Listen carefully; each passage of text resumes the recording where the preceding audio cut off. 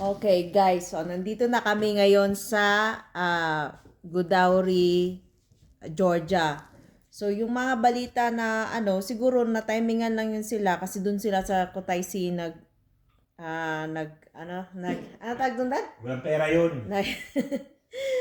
Dun kasi sila sa Kutaisi nagpunta. So, yung siguro stricto dun.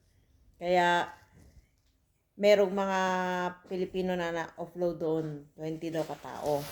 So, dito po sa pagdating namin sa airport, so ang ginawa ko po, kasi yung iba po, tinanong po yung kung magkano ang pera nilang dala. Then, merong ibang IO or immigration officer, tinitingnan talaga nila yung bank account mo, guys. Katulad nung pana na nandun sa kasabay namin, tinignan talaga kung magkano yung laman ng ng bangko niya. 1,700 dirhams. Narinig ko 1,700 dirhams. Ngayon kami, ang technique para hindi masyadong stricto yung yung immigration, pag pag lapit mo pa lang sa immigration, ngumiti ka na kaagad, guys. Then sasabihin mo, "Hello, ma'am. Good morning. Good morning, sir." Ang una kasing tinanong sa akin, "Era." Sabi ko, "Yes, sir." Sabi ko ganun. Pero bumati ako ng good morning, sir. "Good morning, sir. Hello, sir." Sabi ko ganun.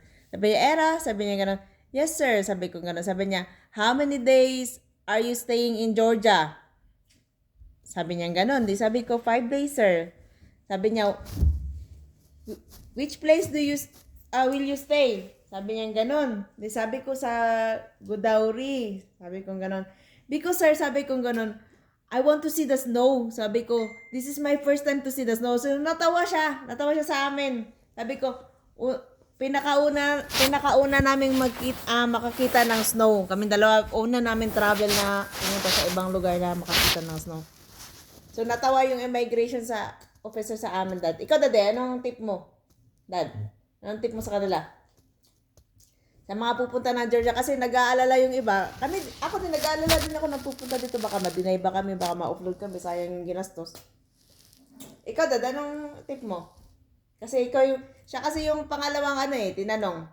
Ako kasi yung nauna, so pinapasok ko kagad. Walang tinanong sa amin na magkano ang pera na dala namin. Wala, hindi tinignan yung bank account. Ang tinignan lang is passport. Then, Ba't natatawa lang kayo? number Nakangiti, one, nakangiti. dapat nakangiti talaga kayo. Yun ang pinaka-importante po. "Hi, sir, bumati kayo ng bonggang-bongga, guys." Ganun lang sikreto.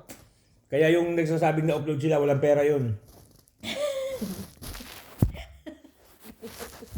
Wala naman na-upload eh. Walang pera yun, yung na-upload na yun. Hindi, meron stricto dun talaga sa sa Kutaisi. Pero yun na sa ko, yun talaga ngitian nyo talaga sila, guys. Kasi yun ang ginawa ko na talaga, ang ambience ko talaga. Natawa siya sa akin kasi sabi ko, sabi ko pa, "Sir, because I want to explore your beautiful country." Sabi ko ganun, "I want to see the snow. This is my first time to see the snow." Yung sinabi niya, "Oh yeah," sabi niya, sumagot pa siya, "Oh yeah, Godauri is the right place for snow." Yan yung sinabi niya. Di ba? Di nakapasok agad kami. Walang hinanap sa amin na emergency ID lang at saka passport. Yun lang, guys.